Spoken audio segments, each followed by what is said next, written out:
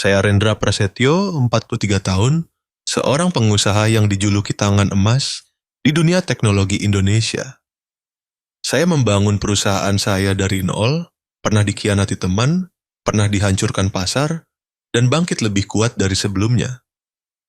Satu-satunya hal yang saya yakini dalam hidup adalah perhitungan, bukan takdir, dan tentu saja bukan keajaiban. Istri saya meninggal dalam kecelakaan mobil 5 tahun lalu, dan sejak hari itu saya hanya punya Nadia, putri kecil saya, 9 tahun, dengan mata secerah pagi, tetapi kakinya lumpuh, seakan disegel oleh takdir.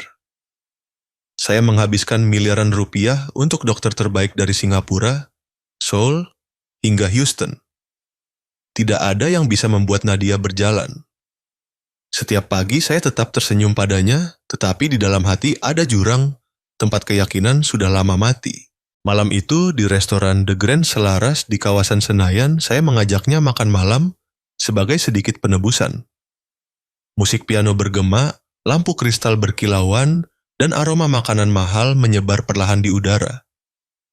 Semuanya sempurna, sampai seorang anak laki-laki miskin, tanpa alas kaki dengan pakaian kotor, masuk ke tengah aula utama.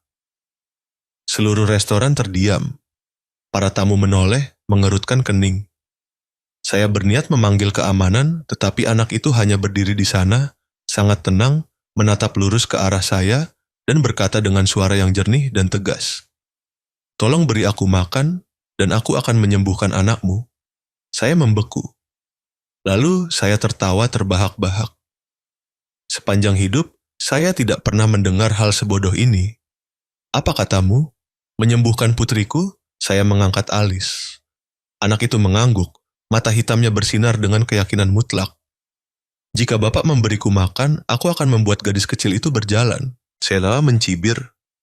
"Kau pikir tangan kotormu bisa melakukan apa yang tidak bisa dilakukan dokter terbaik dunia?" Anak itu tidak menjawab, hanya menatap Nadia, dan senyumannya membuat saya sesak karena jengkel.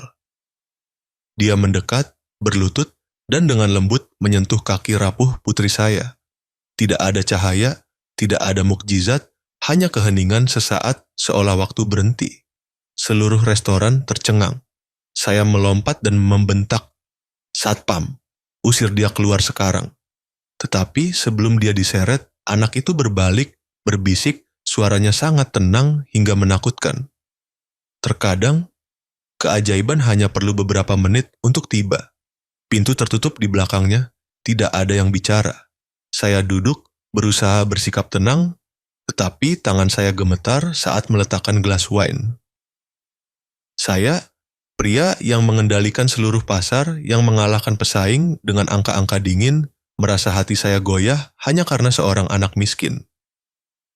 Nadia menatap saya, matanya berkaca-kaca, seolah ingin mempercayai sesuatu. Saya tidak tahan dengan tatapan itu. Saya memalingkan wajah, memaksakan senyum tipis, hanya orang gila. Tapi jauh di dalam dada saya, sebuah suara kecil bergema, bukan akal sehat, melainkan sesuatu seperti ketakutan. Ketakutan bahwa mungkin saya baru saja mengusir apa yang saya cari sepanjang hidup saya. Jika Anda pernah melihat orang yang Anda cintai hidup di kursi roda selama bertahun-tahun, Anda akan mengerti bagaimana ketidakberdayaan itu menghancurkan hati seorang ayah. Dan jika pada saat itu, seorang anak tanpa alas kaki mengatakan, "Aku bisa menyembuhkan putrimu," apa yang akan Anda lakukan? Percaya pada keajaiban atau mengusirnya seperti yang saya lakukan? Jika Anda pernah berada di perbatasan antara akal sehat dan iman, tinggalkan komentar 1, agar saya tahu, mungkin saya bukan satu-satunya yang takut menghadapi hal ajaib. Selama bertahun-tahun, saya tidak percaya pada apapun selain sains, data, dan hasil yang terukur. Tapi malam itu, setiap hukum yang saya yakini runtuh, dimulai hanya dengan napas samar dari putri saya. 1 jam setelah anak itu ditarik keluar dari restoran, hujan mulai turun. Tetesan air berdetak di kaca jendela, memudar menjadi garis-garis cahaya yang aneh. Nadia masih duduk di meja, diam, matanya terpaku pada pintu yang baru saja dilewati anak itu. Saya hendak berdiri untuk membayar ketika suaranya sedikit bergetar. Ayah, kakiku panas sekali. Saya berhenti berpikir dia hanya berimajinasi. Tapi kemudian, tangan kecilnya sedikit gemetar menunjuk ke bawah kakinya. Saya membungkuk secara refleks. Dan tepat saat itu, jari-jari kaki putri saya sedikit menggeliat. Sensasi itu membuat jantung saya berhenti berdetak. Saya memegang tangan putri saya, mata terbelalak. Apa katamu, Nadia? Ayah, aku bisa merasakannya. Aku merasa hangat, seperti ada yang menyentuhnya. Saya tidak tahu bagaimana harus bereaksi. Satu bagian dari diri saya berteriak bahwa itu tidak masuk akal, bahwa saraf bisa bergerak secara refleks, bahwa saya sedang bermimpi di siang bolong. Tetapi bagian yang lain, bagian terkecil, paling lemah dari hati saya, gemetar karena harapan. Saya segera memanggil dokter pribadi saya. Hanya beberapa menit kemudian, 3 orang berjas putih masuk. Mereka memeriksa refleks, menggunakan jarum, menyinari lampu. Masing-masing saling pandang, diam, lalu mengucapkan kalimat yang tidak akan pernah saya lupakan. Tuan, ini tidak dapat dijelaskan. Tidak dapat dijelaskan. Saya adalah orang yang menyukai kepastian, dan kini 2 kata itu mencekik saya. Saya berbalik melihat putri saya.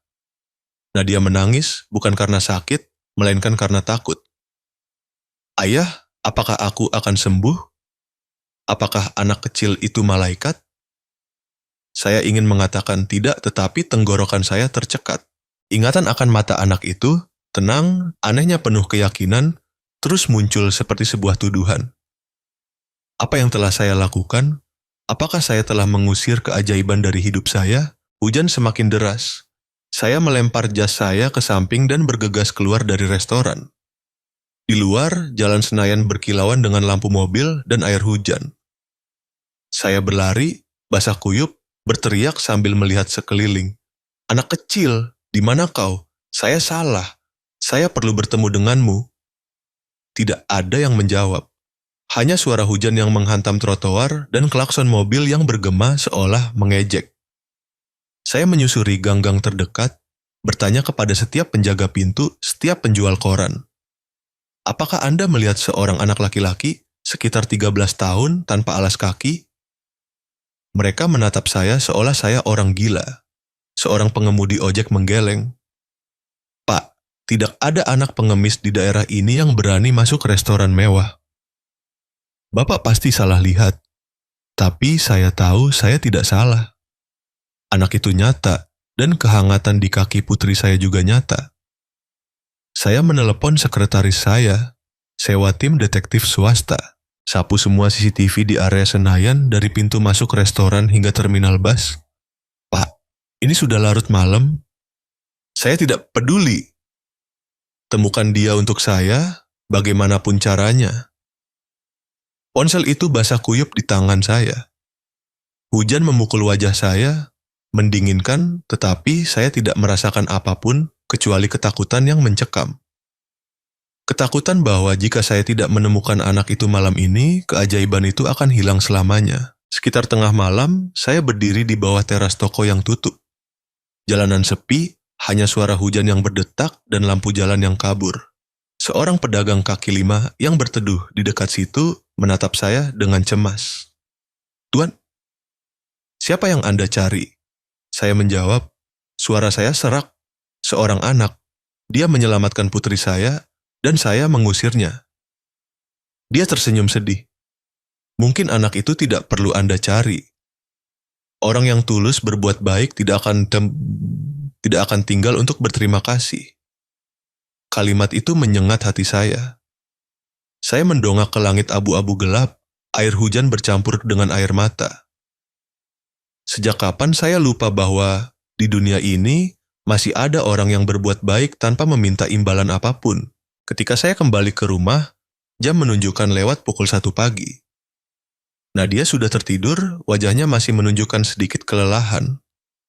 Saya duduk di samping tempat tidurnya, memegang tangan kecilnya. Kulitnya masih hangat, hangat seperti janji yang tersisa dari anak laki-laki di restoran itu. Saya teringat kalimat sebelum dia diusir. Terkadang, keajaiban hanya perlu beberapa menit untuk tiba. Beberapa menit. Mungkin saya kehilangan lebih dari sekadar keajaiban. Saya kehilangan kesempatan untuk percaya lagi pada hal yang paling sakral, iman. Saya membuka laci dan mengeluarkan foto lama, gambar istri saya sebelum dia meninggal. Dia pernah berkata, "Rendra, aku percaya pada hal-hal yang tidak bisa dilihat, karena cinta pun tidak ada yang melihatnya, namun tetap ada." Saya meletakkan foto itu dan berbisik pelan. Saya salah. Saya membiarkan akal sehat membutakan hati saya. Malam itu saya tidak tidur. Saya menelepon tim detektif lagi, meminta mereka memperluas pencarian ke Tanah Abang, Menteng, dan permukiman kumuh di sekitar pusat kota. Saya tidak tahu mengapa saya melakukannya. Saya hanya tahu bahwa panggilan tak terlihat mendesak saya. Pergi temukan anak itu sebelum terlambat. Keesokan paginya, saat sinar matahari pertama menembus tirai, saya masih duduk di samping tempat tidur putri saya. Nadia bangun, tersenyum lembut.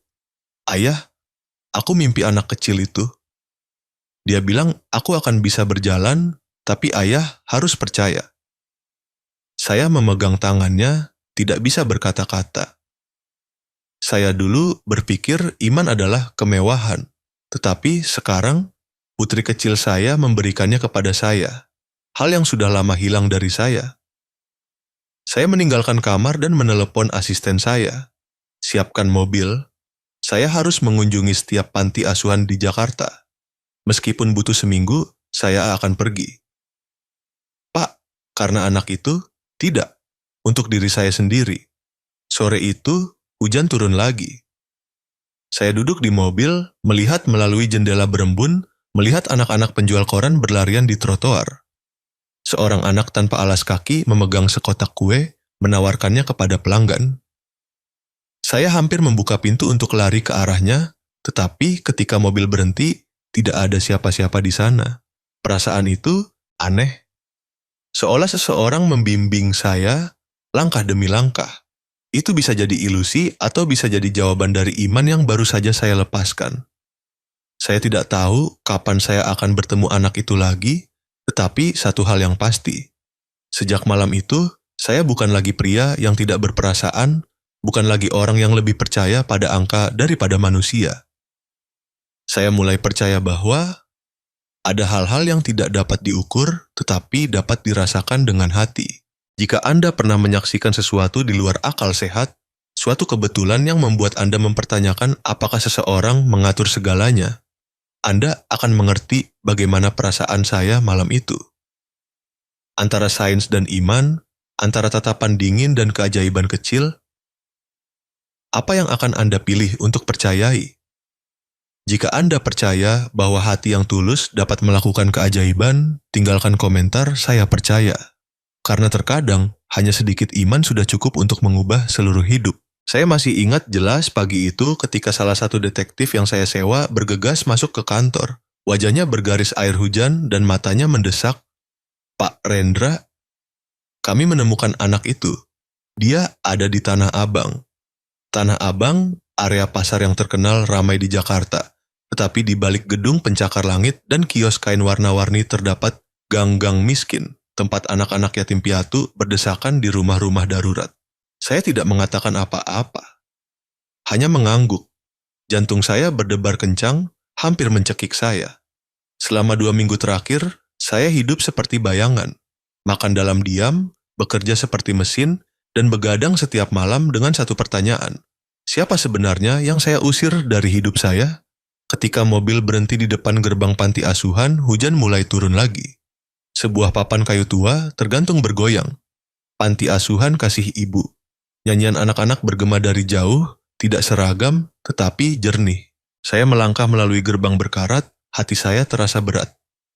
Di dalam, anak-anak dengan pakaian usang, tanpa alas kaki, sedang berbaris berdoa. Bau bubur encer dan asap dapur bercampur, membuat suasana terasa miskin, namun anehnya hangat. Seorang wanita kurus, rambutnya disanggul rapi, keluar menyambut saya. Pak Rendra, saya Mira Santoso, pengurus di sini. Ada apa? Saya tertegun. Nama itu anehnya familiar. Sebuah ingatan jauh melintas, wajah seorang staf akuntansi muda, mata yang baik tetapi lelah, berdiri di depan meja kerja saya lebih dari 10 tahun lalu. Saya bertanya pelan, suara saya tercekat. Apakah Anda pernah bekerja di Prasetyo Tech? Mira terdiam lalu mengangguk. Iya, tapi itu sudah lama sekali. Sekarang saya hanya mengurus anak-anak ini. Saya tidak berani menatap matanya. Saya ingat memecatnya pada suatu pagi yang penuh kejengkelan. Saat itu, dia sering terlambat karena hamil, dan saya, pria yang hanya peduli pada produktivitas dan angka, dengan dingin menandatangani keputusan tanpa mendengarkannya sama sekali. Saya tidak menyangka anak yang dia kandung tahun itu adalah Raffi. Suara anak-anak berlarian memotong pikiran saya. Di tengah kerumunan itu, saya melihat Raffi. Dia menatap saya tanpa terkejut, hanya tersenyum seolah dia sudah tahu saya akan datang. Aku tahu paman akan menemukanku. Suaranya masih lembut, seperti pertama kali saya mendengarnya, tetapi ada sesuatu yang membuat saya tidak bisa bernapas. Saya menatapnya, lalu menoleh ke Mira. Dia, putra Anda? Ya, jawab Mira lembut. Ini Raffi, putra saya. Saya duduk di kursi kayu tua, segala sesuatu di kepala saya berputar. Anak miskin yang pernah saya usir adalah putra dari wanita yang pernah saya dorong ke dalam keputusasaan. Perasaan malu dan sakit melonjak hingga mencekik. Saya tidak tahu, saya tergagap. Saya sungguh tidak tahu Anda adalah orang yang saya... Tidak apa-apa, Pak. Mira memotong, tersenyum. Saya juga tidak menyimpan dendam. Jika Bapak tidak memecat saya hari itu, mungkin saya tidak akan sampai di tempat ini, dan Raffi tidak akan belajar bagaimana hidup dengan kebaikan. Suaranya lembut seperti hujan, namun seperti pisau yang mengiris hati. Saya menundukkan kepala, tidak tahu harus menyembunyikan wajah di mana. Saya telah membuat Anda sangat menderita, dan Anda masih bisa berkata seperti itu? Kita bertemu lagi hari ini, jawab Mira lembut, karena Tuhan ingin Bapak belajar lagi bagaimana melihat manusia. Ruangan kecil itu hening. Raffi berdiri di dekat bingkai jendela, memegang mobil kayu mainan yang patah asnya. Saya menatapnya, tiba-tiba menyadari kebaikan di matanya persis seperti ibunya. Saya pernah menyakiti ibumu. Apa kau tidak membenciku? Saya bertanya. Raffi menggeleng, tersenyum tipis. Jika aku benci, aku tidak akan datang ke restoran hari itu. Ibuku bilang setiap orang mendapat kesempatan untuk berubah, dan terkadang kesempatan itu adalah pengampunan. Saya menatapnya, tenggorokan tercekat. Di ruangan yang lembab itu, saya, yang pernah dianggap sebagai simbol akal sehat, merasa diri saya lebih kecil daripada anak itu. Raffi bercerita bahwa ia sering membantu adik-adik kecil di panti asuhan untuk mencoba berjalan, meskipun banyak yang tidak bisa pulih. Aku tidak tahu mengapa, tapi setiap kali aku meletakkan tangan pada seseorang, aku merasakan kehangatan. Ibu bilang itu adalah hadiah yang Tuhan kirimkan untuk orang-orang yang peduli pada sesama. Saya bertanya, di mana kau belajar hal itu? Anak itu menjawab, suaranya jernih. Dari hal-hal terkecil, dari membagi setengah roti atau memayungi orang lain. Mungkin Tuhan melihat hati manusia melalui tindakan seperti itu. Kalimat itu membuat saya merinding. Saya pernah berpikir kebaikan adalah kelemahan, kemewahan bagi orang-orang yang tidak punya tujuan. Tapi sekarang, di depan saya, itu menjadi hal terkuat di dunia. Sesuatu yang tidak bisa dibeli oleh kekuasaan dan uang saya. Mira berdiri membuat teh panas, aroma jahe segar menyebar di ruangan. Saya dengar Nadia sudah bisa merasakan kakinya. Saya mengangguk, mata memerah. Ya, tapi saya tidak mengerti mengapa. Saya hanya tahu itu terjadi tepat setelah Raffi menyentuhnya. Mira tersenyum lembut. Ada hal-hal di luar pemahaman manusia. Saya yakin Tuhan memilih Raffi untuk mengajari Bapak tentang iman. Sama seperti dia memilih Nadia untuk mengajarinya tentang harapan. Saya duduk diam. Di luar, hujan masih turun, berbaur dengan tawa anak-anak. Kedua suara itu saling bersentuhan seperti melodi kehidupan yang ajaib. Sebelum saya pergi, Raffi berjalan mendekat dan meletakkan gelang kayu tua di tangan saya. Ini aku buat dari pecahan meja belajar lama. Aku ingin memberikannya pada paman. Saya mengambilnya melihat dua kata kecil diukir dengan pisau. Syukur, iman, rasa syukur, keyakinan. Apakah paman berniat membalas budi ibuku dan aku dengan uang? Raffi bertanya, suaranya serius. Saya terkejut. Apa yang kau inginkan, Raffi? Aku tidak butuh apa-apa. Tapi jika paman benar-benar ingin berubah, dia menatap lurus ke mata saya, mulailah dengan kebaikan yang tulus, bukan dengan uang. Saya berdiri, tak bergerak, tetesan hujan memercik di bingkai di jendela, mendinginkan saya. Dalam momen itu, saya mengerti. Kebaikan tidak lahir dari rasa kasihan, tetapi dari kesadaran. Dalam perjalanan pulang, saya tidak bisa melupakan gambar anak itu. Tatapan damai dari seseorang yang mengetahui sesuatu yang dicari dunia secara membabi buta. Saya teringat kata-kata Mira. Kita bertemu karena Tuhan ingin Bapak belajar lagi bagaimana melihat manusia. Mungkin dia benar. Mungkin itu semua hanyalah benang-benang tak terlihat yang terjalin, sehingga saya, orang yang mengira dirinya mengendalikan takdir, akan mengerti bahwa terkadang sayalah yang perlu diselamatkan. Jika Anda masih ragu tentang hubungan takdir seperti itu, coba cari cerita lain di saluran ini. Mungkin Anda akan menyadari bahwa setiap pertemuan dalam hidup, sekecil apapun, memiliki alasan untuk terjadi. Malam itu, saya kembali ke Nadia. Dia tidur nyenyak, wajahnya damai seperti malaikat. Saya dengan lembut menyentuh rambutnya, dalam hati bertanya, apakah seorang ayah seperti saya pantas menerima keajaiban yang dikirimkan hidup sekali lagi? Di luar jendela, hujan masih turun, tetapi ada sesuatu di dalam diri saya yang telah dibersihkan, dan sebuah perjalanan baru lebih dalam telah dimulai meskipun saya belum tahu apa yang akan saya hadapi. Saya pernah berpikir setelah malam diterangi bulan itu, ketika Nadia berdiri dan mengambil langkah pertamanya, semua tantangan telah berakhir.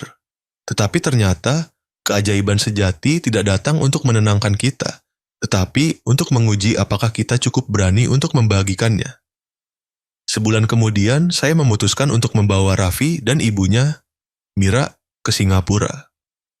Saya ingin ibu dan anak itu memiliki kehidupan yang lebih baik, Raffi bisa bersekolah, dan Mira bisa diobati penyakit paru-paru kronis yang dideritanya selama bertahun-tahun. Ketika saya mengatakan itu, Raffi hanya menunduk dalam diam. Saya pikir anak itu terharu, tetapi matanya penuh pemikiran, seolah menyembunyikan sesuatu. Pada hari keberangkatan, di lobi rumah sakit, Raffi meminta izin untuk keluar sebentar. Saya menunggu, 10 menit, 20 menit, lalu setengah jam, dia belum kembali. Saya dengan cemas mencari, lalu melihatnya di koridor bangsal anak. Raffi sedang duduk di samping seorang gadis kecil sekitar 6 tahun. Kurus, dengan wajah pucat. Namanya Sinta, pasien dengan penyakit jantung bawaan. Dokter bilang jika tidak dioperasi minggu ini, dia tidak akan selamat. Raffi memegang tangan kecil gadis itu, berkata dengan suara lembut yang saya dengar melalui bingkai jendela. Jangan takut, Sinta. Kamu akan hidup. Seseorang akan membantumu, kakak. Pasti begitu. Lalu dia menoleh ke arah saya, matanya tenang sekali. Paman Rendra, aku ingin meminta satu hal. Apapun itu, Raffi. Katakan saja. Jika hanya satu orang yang bisa diselamatkan, tolong selamatkan gadis kecil itu. Aku masih punya waktu. Dia tidak. Saya terkejut. Apa maksudmu? Saya sudah memesan tiket, semuanya sudah siap. Aku tahu. Tapi, mungkin Tuhan mengirimku ke sini bukan untuk bersekolah, tapi untuk membantu orang lain mendapat kesempatan hidup. Kata-katanya seperti tusukan pisau yang lembut, tapi dalam.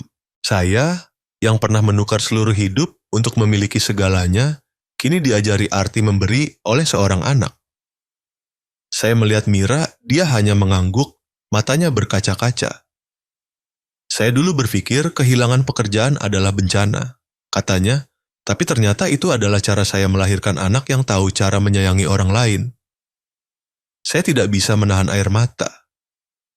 Saya memeluk Raffi erat-erat, berjanji bahwa saya akan melakukan segalanya untuk menyelamatkan kedua anak itu. Malam itu, saya menjual sebagian saham saya, menggunakan uangnya untuk mendirikan Yayasan Hati Raffi. Dana yang didedikasikan untuk membiayai operasi bagi anak-anak miskin dengan penyakit jantung. Operasi Sinta berhasil. Saya masih ingat ketika dia membuka matanya, senyum lemahnya menerangi seluruh ruangan putih. Raffi memegang tangannya, berbisik, "Lihat, aku sudah bilang kan?" Keajaiban datang ketika kita berani membagikannya. Waktu berlalu. 2 tahun kemudian, Nadia kembali ke sekolah, sehat dan aktif. Sementara Raffi kini belajar kedokteran, impiannya adalah menjadi dokter untuk lebih memahami keajaiban yang Tuhan titipkan di tangan manusia. Hidup seolah damai selamanya. Tapi saya tidak menyangka cobaan baru menanti saya. Suatu pagi di awal musim hujan, saya menerima telepon mendesak. Panti asuhan. Kasih ibu di Tanah Abang, tempat Raffi pernah tinggal, terbakar. Api menyebar cepat, asap hitam mengepul. Saya segera meluncur ke lokasi. Pemandangan kacau. Anak-anak batuk-batuk, penduduk berusaha memadamkan api dengan ember air. Saya melihat Raffi juga di sana, menggendong seorang anak kecil keluar dari tumpukan asap. Wajahnya penuh jelaga, matanya memerah. "Paman, masih ada beberapa anak kecil terjebak di dalam." Kami berlari masuk bersama, tetapi panas yang hebat membuat siapapun kelelahan. Saya mendengar Raffi berteriak, "Cepat, selamatkan mereka sebelum atap runtuh." Dia menghilang di balik lapisan asap tebal, dan beberapa menit kemudian menggendong bayi yang tidak sadarkan diri. Semua orang bersorak, tetapi saat itu juga terdengar ledakan. Saya terlempar jatuh, asap dan debu membutakan. Ketika saya membuka mata, Raffi sudah pingsan. Saya membawanya ke rumah sakit bersama yang lain. Dia mengalami keracunan asap parah, harus menggunakan ventilator. Kebetulan yang kejam, Nadia juga berada di rumah sakit lain, demam tinggi dan tiba-tiba kesulitan bernapas. Dokter berkata, "Kami hanya punya 1 ventilator portable tersisa. Harus memilih, entah untuk pasien keracunan asap di Tanah Abang atau untuk Putri Tuan." Saya berdiri membeku. Di satu sisi adalah Raffi, orang yang menyelamatkan Nadia 2 tahun lalu. Di satu sisi adalah putri tunggal saya. Saya, yang pernah menganggap diri sebagai pusat dari setiap keputusan, kini tidak bisa memilih. Saya berlari ke kamar Nadia. Dia lemah, wajahnya pucat, bibirnya pecah-pecah. Saya memegang tangannya, gemetar. "Apa yang harus saya lakukan, Nadia?" "Jika ayah menyelamatkan Raffi, kamu mungkin..." Nadia membuka mata, tersenyum lelah. "Ayah, aku pernah diselamatkan oleh kebaikan. Sekarang giliran aku membagikannya." Saya menangis terseduh-seduh. "Tidak, kamu segalanya bagi ayah. Jika aku hidup dengan penyesalan karena seseorang meninggal, aku tidak akan pernah benar-benar hidup, ayah." Suaranya lembut, tetapi tegas seperti sebuah janji. Saya mengerti. Putri saya telah tumbuh lebih dewasa daripada yang saya kira. Saya berlari ke ruang gawat darurat, gunakan alat itu untuk anak Tanah Abang. Cepat. Dokter menatap saya, tidak bertanya lagi. Saya berbalik, air mata bercampur dengan hujan di luar jendela kaca. Malam itu, saya duduk sendirian di koridor rumah sakit, mendengarkan hujan yang tak berhenti. Seorang perawat lewat, berkata pelan, "Anak laki-laki itu sudah melewati masa kritis. Kondisinya stabil." Saya menghela napas lega, lalu seperti tersadar, bergegas kembali ke kamar Nadia. Gadis itu masih terbaring diam, tetapi napasnya melemah. Saya duduk, memegang tangannya. "Nadia, kamu dengar ayah? Berusahalah." Dia tersenyum, berkata samar dalam napas yang terputus-putus, "Ayah, jangan takut. Ketika ayah tahu cara memberikan apa yang paling ayah takuti untuk hilang, ayah akan terlahir kembali. Saya menangis.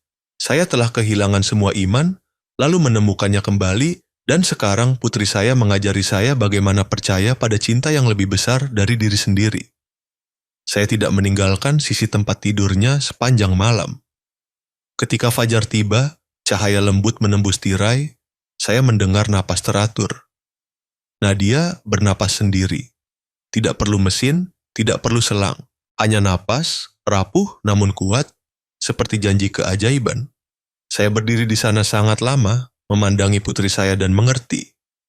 Keajaiban bukan ketika orang diselamatkan, tetapi ketika orang bersedia menyelamatkan orang lain. Dalam momen itu, saya merasa hati saya seringan seseorang yang baru saja melepaskan belenggu. Tetapi saya tahu, tantangan belum berakhir. Di balik hari-hari damai ini masih ada janji yang belum saya penuhi, janji pada iman yang Raffi tanamkan di hati saya. Dan kali ini saya tidak akan membiarkannya berlalu seperti sebelumnya. Jika Anda pernah harus memilih antara orang yang paling Anda cintai dan orang yang paling membutuhkan Anda akan mengerti betapa mengerikannya perasaan itu. Tetapi terkadang, justru dalam pilihan kehilangan, kita menemukan makna sejati dari cinta dan iman. Ada luka yang tidak pernah sembuh, tetapi ada juga luka yang tidak perlu sembuh. Karena justru luka itu yang mengingatkan kita bahwa kita pernah diselamatkan. 3 tahun setelah semua kejadian, setiap kali saya melihat senyum Nadia, saya masih merasa Rahmat telah memberi saya kehidupan baru. Pagi ini, Surabaya cerah.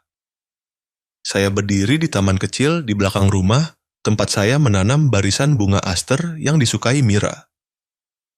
Rumah ini sederhana, tidak mewah seperti villa Menteng dulu, tetapi bagi saya, inilah tempat yang benar-benar disebut rumah. 3 tahun telah berlalu sejak kebakaran panti asuhan Tanah Abang. Yayasan Hati Raffi yang saya dirikan saat itu, kini telah menyelamatkan lebih dari 100 anak dengan penyakit jantung bawaan. Kami pindah sepenuhnya ke Surabaya untuk membuka pusat rehabilitasi bagi anak-anak disabilitas. Tidak ada lagi daring telepon pekerjaan sepanjang hari, tidak ada lagi laporan tebal. Hanya suara tawa anak-anak, suara roda kursi roda di halaman ubin, dan tetesan keringat di dahi saya setiap kali saya membantu memasang peralatan. Saya belum pernah merasa sedamai ini. Raffi kini berusia 18 tahun. Anak laki-laki yang dulu berdiri di tengah restoran Senayan, tanpa alas kaki dan berkata beri aku makan, dan aku akan menyembuhkan putrimu. Kini mengenakan jas putih relawan medis. Dia merawat pasien kecil, senyumnya selalu lembut. Setiap kali seseorang bertanya mengapa ia memilih jalan ini, Raffi hanya menjawab, karena saya pernah melihat keajaiban dan saya ingin membantu orang lain percaya padanya. Nadia juga telah tumbuh, gadis kecil saya kini remaja berusia 16 tahun. Setelah kejadian tahun itu, dia bilang ingin mengabdi kembali untuk orang-orang yang kurang beruntung. Dia mengurus bagian anak disabilitas di yayasan, setiap hari mengajari mereka membaca, berdoa, dan menceritakan kepada mereka tentang Raffi, tentang iman, dan tentang cahaya yang tidak terlihat tetapi dapat dirasakan dengan kemanusiaan. Mira masih di samping saya, seperti ibu yang baik bagi seluruh rumah. Dia selalu mengingatkan saya untuk berdoa setiap pagi, meskipun saya bukan orang yang taat beragama. Berdoa bukan untuk meminta sesuatu, Pak, katanya, tapi untuk mengingatkan diri agar tidak lupa bersyukur. Kalimat itu telah menjadi kebiasaan saya. Setiap pagi sebelum keluar rumah, saya selalu membisikkan 2 kata dalam hati. Syukur, iman. Sore itu kami mengadakan acara kecil untuk anak-anak di yayasan. Itu bukan acara mewah, hanya makan malam akrab di antara orang-orang yang pernah melewati penderitaan dan menemukan harapan kembali. Anak-anak tertawa riang di seluruh halaman, tangan memegang balon merah. Nadia sibuk menata meja makan, sementara Raffi membalut luka kecil seorang anak laki-laki yang jatuh dari sepeda. Saya berdiri melihat pemandangan itu, tiba-tiba melihat citra diri saya 3 tahun lalu. Dingin, tidak berperasaan, memudar seperti mimpi buruk. Pak, Raffi memanggil saya, suaranya ceria, Kita kekurangan satu hal. Kekurangan apa, Nak? Cahaya. Dia menunjuk ke arah lampu minyak tua yang diletakkan di altar kecil di rumah. Itu adalah lampu yang saya nyalakan pada malam Nadia disembuhkan, dan juga lampu yang saya janji tidak akan pernah saya biarkan padam. Kami bersama-sama membawa lampu itu ke teras. Langit Surabaya mulai gelap, angin bertiup lembut melalui atap genteng. Raffi menyalakan sumbu lampu, nyala kecil berkobar memantul di mata Nadia. Seluruh rumah tenggelam dalam cahaya yang lembut dan hangat, membuat waktu seolah melambat. Saya menatap Raffi, anak miskin dulu, kini menjadi pemuda yang kuat dan tenang. Menurutmu apa yang membuat cahaya ini bertahan lama? Saya bertanya. Raffi tersenyum, karena ia dinyalakan oleh iman, bukan oleh minyak. Nadia duduk di sampingnya dengan lembut melanjutkan. Dan karena kita tidak menyimpan cahaya itu untuk diri sendiri. Hanya ketika dibagikan, ia tidak akan pernah padam. Kalimat itu membuat saya terdiam. Saya teringat semuanya, mata Raffi ketika memohon untuk menyelamatkan Sinta, senyum lemah gadis itu saat keluar rumah sakit, dan napas pertama Nadia setelah berbagi ventilator. Saya tiba-tiba menyadari semua yang telah saya lakukan, semua yang kami miliki hari ini, dimulai dari satu tindakan kebaikan kecil. Ketika makan malam selesai dan anak-anak mulai tertidur, saya duduk di depan rumah, menatap bulan terbit. Di luar, suara pedagang malam bergema. Di tengah keramaian, saya tiba-tiba melihat seorang anak pengemis tanpa alas kaki sedang berdiri bersembunyi di bawah pohon sambil melihat ke dalam. Lampu dari rumah menyorot jelas wajah kurusnya. Saya berdiri, melangkah keluar. Nak, saya memanggil pelan. Masuklah, makan sesuatu. Anak itu menggeleng, ragu-ragu. Saya masuk ke dapur, mengambil sepotong roti yang masih hangat, kembali, dan meletakkannya di tangannya. Makanlah, nak, dan bantu orang lain kalau kau bisa. Anak itu mendongak, mata hitamnya berkilauan. Saat itu saya melihat di matanya terpantul lampu minyak yang menyala. Persis seperti cahaya yang saya lihat di mata Raffi tahun itu. Ketika saya kembali, Raffi dan Nadia sudah berdiri di dekat pintu, tersenyum. Ayah baru saja melakukan apa yang pernah Raffi lakukan, kata Nadia pelan. Tidak, jawab saya. Ayah hanya belajar cara percaya lagi. Kami bertiga menatap lampu itu. Angin bertiup kencang, tetapi api tidak padam. Raffi menyatukan tangan berdoa, Mira keluar dari dalam rumah, meletakkan tangan di bahu saya. Pak, katanya, cahaya ini bukan milik siapapun. Ia milik semua orang yang pernah merasakan sakit dan tetap memilih untuk mengasihi. Saya mengangguk. Dalam momen itu, saya merasa istri saya yang telah lama pergi, seolah tersenyum di suatu tempat, dalam hembusan angin. Karena dia yang pernah berkata, jika suatu hari kamu kehilangan iman, carilah itu di mata seorang anak. Saya telah menemukannya, di mata Raffi, dalam kekuatan Nadia, dan dalam iman sederhana Mira. Malam Surabaya yang hening. Saya duduk menulis beberapa baris di buku harian, tulisan tangan gemetar, tetapi penuh kepastian. Keajaiban tidak datang dari langit, tetapi dari hati yang tahu cara menunduk demi orang lain.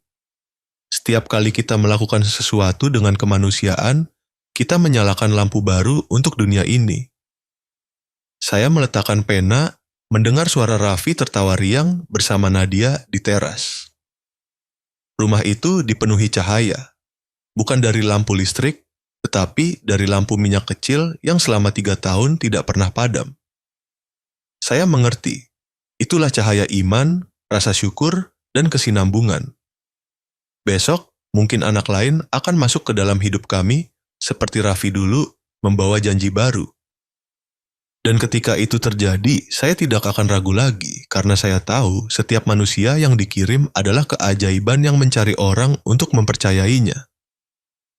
Jika Anda pernah menyaksikan tindakan kecil namun mengubah seluruh hidup seseorang, Anda akan mengerti bahwa kekuatan kemanusiaan tidak terbatas. Jangan pernah biarkan cahaya di dalam diri Anda padam, meskipun hanya sehari